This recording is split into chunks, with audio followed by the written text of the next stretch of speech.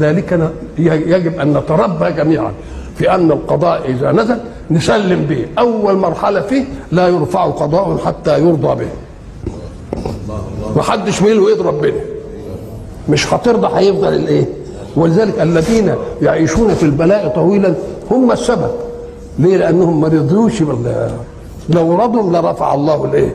زي ما تدخل وابنك تلاقيه عمل حاجه بيلعب كوتشينه ولا حاجه وضربته قلم، ان استسلم ورضي تعمل ايه فيه؟ تطبطب عليه وتاخده مش عارف ايه. طب وانت النح التاني الله. يبقى اذا الحق سبحانه وتعالى بيعاملنا كده. اذا رضينا بقضاء يقول من رضي بقدري اعطيته على قدري.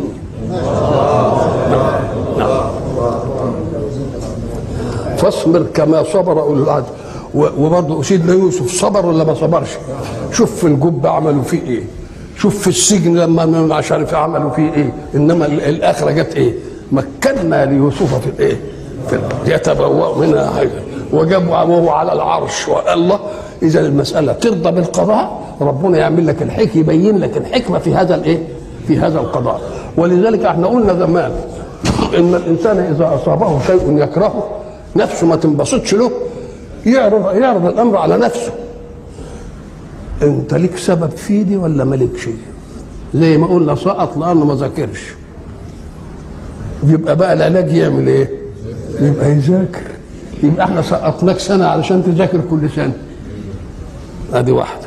طب وان كان من غيره هو مذاكر وحافظ العلوم وكل حاجه وراح الامتحان جاله دوار ما عرفش يجاوب، نقول له دي مش شغلتك بقى، دي شغله اللي عملها فيك. اللي جاب لك دي مين؟ ربنا. يبقى له حكمه. يمكن كنت هتاخد في نفسك قلم وتنغر كده وتعمل انك واد فلحوس، يمكن كنت تنحسد، يمكن ما كنتش هتجيب المجموع اللي دخلك الكليه اللي عايزها. ولذلك احنا قلنا المقياس في النفس.